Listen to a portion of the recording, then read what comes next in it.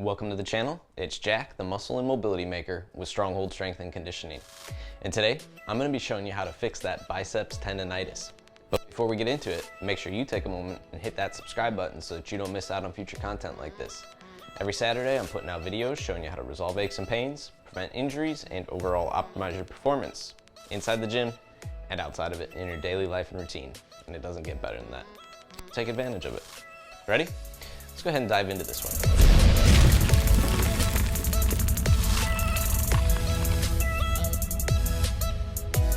Alright, like I said, today we're going to give you a mobility-based approach to fully resolve your biceps tendinitis. And the first thing that's really important to understand is that biceps tendinitis is not a biceps problem. It's actually a shoulder problem. So that tendon of the bicep that runs right up into the capsule of the shoulder itself is, yes, inflamed. It's causing the pain, but the actual root cause of that pain is your poor shoulder mobility overall. And that is what we're going to be showing you how to resolve today. So we're going to be addressing the joint itself at the shoulder here. We're going to be addressing the soft tissues of the biceps to provide you a little bit more immediate relief and release of those tissues.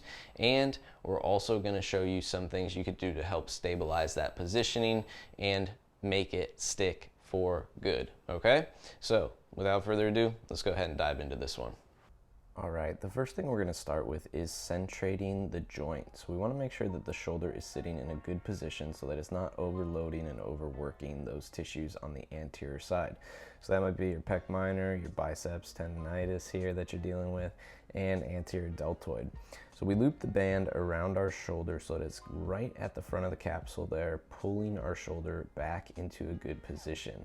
You want to lunge forward with that same side leg so you're able to drive that band into tension with good engagement from your glutes, abs, and upper back. We want to think about your shoulder blades pulling together to hug the spinal column and down and away from the neck.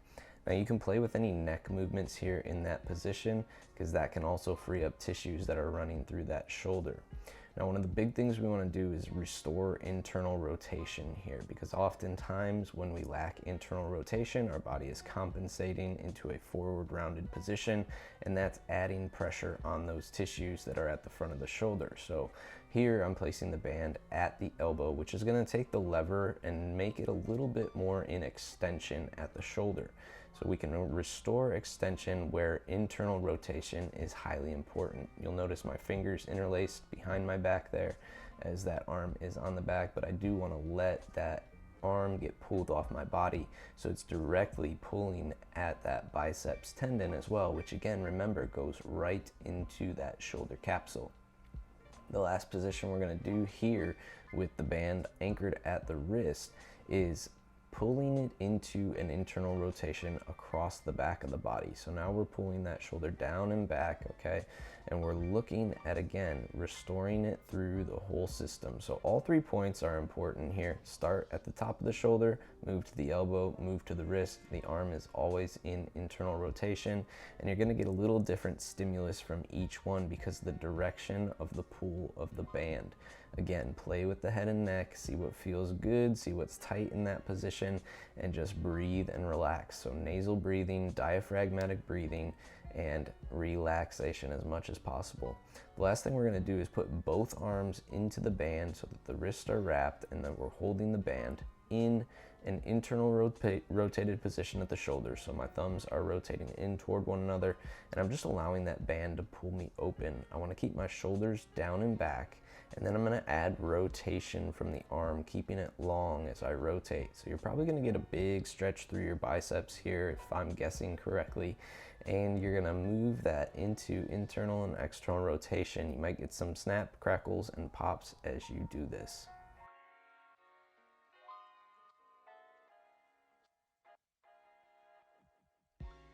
Okay, now that we've addressed the joints directly, we want to go for the soft tissues. Here I'm going to show a self-myofascial release technique using the barbell. If you don't have access to a barbell, don't worry, I'm going to show you some other methods we can use here as well. So I'm using the weight of my legs on that barbell to help load up that tissue with some pressure. And then from there, I'm gonna play with internal and external rotation. I'm gonna play with the arm extended, the arm in a 90-degree angle, and I'm gonna play different angles and ranges of that bicep tendon. So I'm going up in toward the shoulder higher, I can go down in toward the bicep more. This can feel pretty gnarly, so just breathe and relax. Try not to make any pain faces here when you're doing it, and just allow yourself to settle into the massage that you're getting from the bar. Try and think of it that way. It'll be a little bit more helpful in that sense.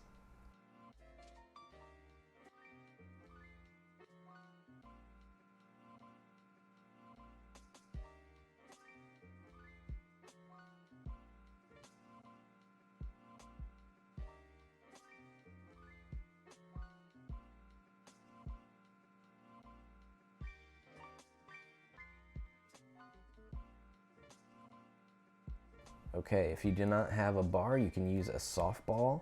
And here we're gonna go in a prone position, so we're laying down with the arm in that internally rotated position. And I like this because it puts us in that internal rotation that we're trying to restore. So we wanna place that ball at the front of those tissues, and again, we're just applying pressure going over the tendon itself, allowing it to relax into the pressure of the ball. So we can try a few different things here. First one's pressure wave. You're gonna move across in just a general wave of pressure to those tissues. The next one is trigger point. So you can actually find those trigger points and you're gonna contract the muscle on it and relax, and just kind of play with those two on the areas that you're finding in the front of the shoulder there at that biceps tendon, getting it to relax. Again, focusing on diaphragmatic and nasal breathing only as you do this work.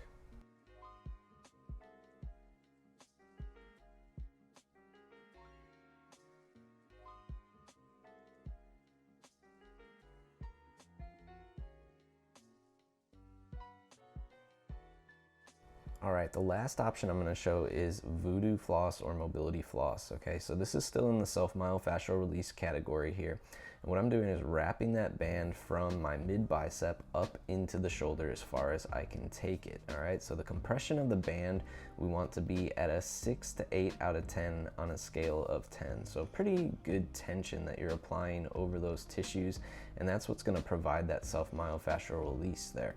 But it's also gonna do a few other things here, which one of them is blood flow restriction, okay? So if you don't have voodoo floss, it's an awesome tool for multiple reasons, because we can take advantage of that blood flow restricted state to those tissues and the self-myofascial release at the same time. And on certain joints like the elbow or knee, you can use it to help it articulate as well. So if you get some floss this is from Rogue Fitness, it's like 25 bucks for 2 wraps. It's well worth the investment. So here we're gonna go into that internally rotated position. We're gonna apply pressure from laying on the arm itself, and then I wanna retract the scapula as much as I can, hugging the shoulder blades to the floor. Now this might be pretty tight for you in the first place. Breathe and relax once again, just allow it to happen. From here, you can play with different head and neck movements, but really just settling in with the floss on is gonna be beneficial in itself even, and just kind of allowing your body to relax to that pressure of the band while you're in that internally rotated state.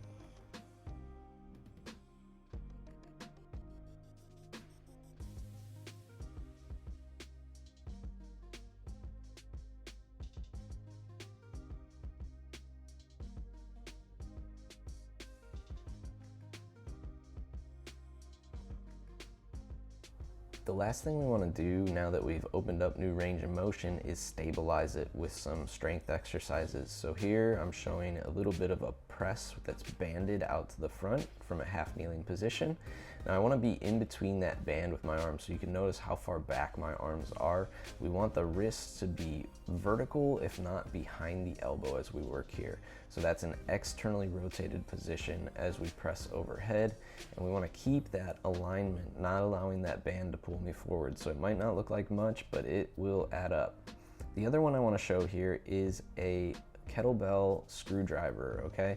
So here I'm using the weight of the kettlebell to actually help centrate the joint again, so I allow my shoulder to get pressed into the floor by the weight of the kettlebell, and then I'm gonna add rotation in internal and external rotation.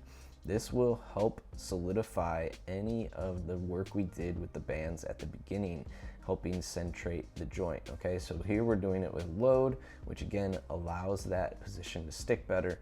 And if we have a better shoulder positioning, we have better function of the shoulder itself and the tissues that surround it, so that nobody's getting overloaded and nobody's getting overworked. Now these are just two examples. You can do other things like bottoms up presses with the kettlebell, bottoms up screwdriver with the kettlebell. Those are all options as well, but think of scapular stability, okay? And the ability to stabilize the shoulder with the arm at a full length here as we were working. And that's the key.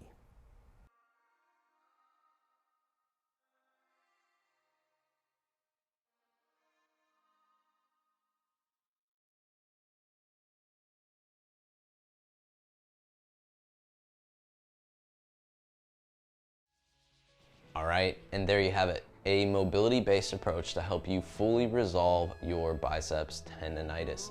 If you like this video, make sure you let me know by giving that big thumbs up down below. Make sure you take a moment to share this one with a friend, especially if you know they struggle with biceps tendinitis. Maybe it's an off and on thing, maybe you know they have some shoulder issues that you might find helpful here. Make sure you pass it along their way. If you are somebody who's been struggling with this for a long time and you want direct help, or you have other aches and pains, whether they be shoulder aches and injuries that are reoccurring, or a history of lower body injuries that still stand in the way of your training and you want help resolving those, what I want you to do right now is drop down below in the description to fill out the coaching application and schedule your mobility blueprint call. This call is an opportunity for me to currently assess your movement, where it's at, to learn where your mobility limitations are and where your needs and goals are, and to develop your tailored mobility program from that. So once I have all that information, that's everything I need to actually tailor a program to you, and then from there, we could clearly explain how that programming works, how online coaching works, and answer any other questions that you have. So if you are looking for direct help and guidance in resolving your aches and pains, drop down below in that description and fill out that coaching application. Grab that slot right now so we can get you moving in the right direction. Last but not least, if you have not already, make sure you take a moment and hit that subscribe button so that you don't miss out on future content like this. Every Saturday, I'm putting out videos showing you how to resolve aches and pains, prevent injuries, and overall optimize your performance inside the gym and outside of it in your daily life and routine. And it does not get better than that. Welcome to the Stronghold Army. We'll see you next week.